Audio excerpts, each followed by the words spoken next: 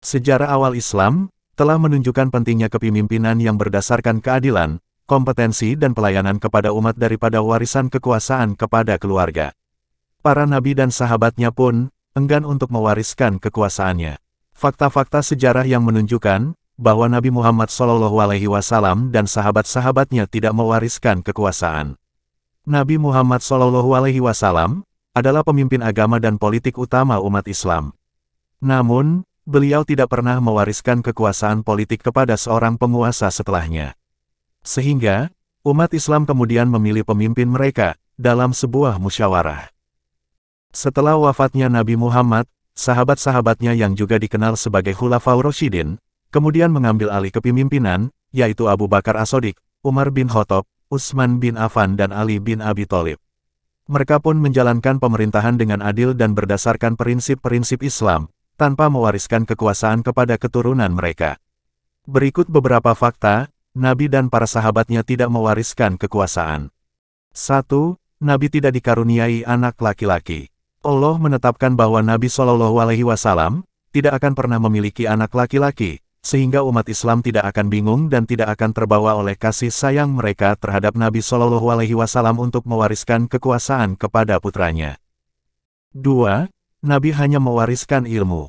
Hukum Islam mengharuskan para nabi untuk tidak mewarisi apapun. Jika mereka punya uang, maka dimasukkan ke kas umat Islam.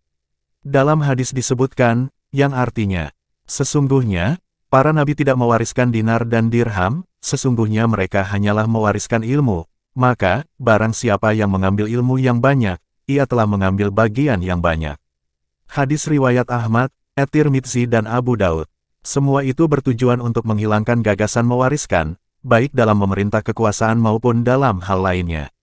Para nabi tidak mewariskan kekuasaan atau kehidupan duniawi, namun mereka mewariskan ilmu, dakwah, dan cahaya yang menyebar melintasi cakrawala. 3. Rasulullah gadaikan baju perangnya ke Yahudi. Rasulullah wafat dalam keadaan baju besinya digadaikan kepada seorang Yahudi.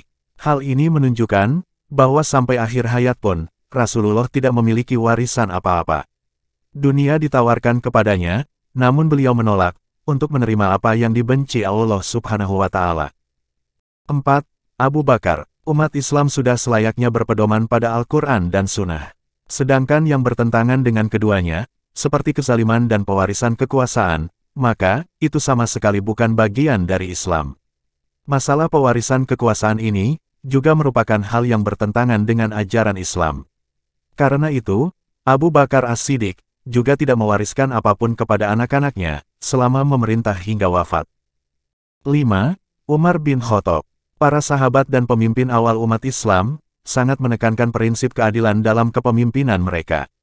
Mereka tidak melihat kekuasaan sebagai milik pribadi atau hak turun-menurun, tetapi sebagai amanah yang harus dijalankan dengan baik untuk kepentingan seluruh umat. Dalam hal pewarisan kekuasaan, Umar bin Khattab pun menolak membiarkan putranya, termasuk di antara 6 orang yang akan dipilih atau dimusyawarahkan oleh para sahabat untuk memilih khalifah.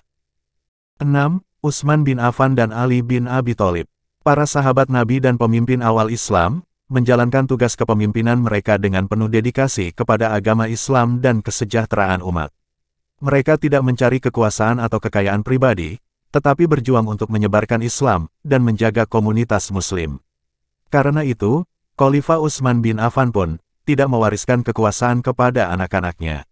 Begitu juga dengan Sayyidina Ali bin Abi Thalib, beliau juga tidak mewariskan kekuasaan kepada anak-anaknya.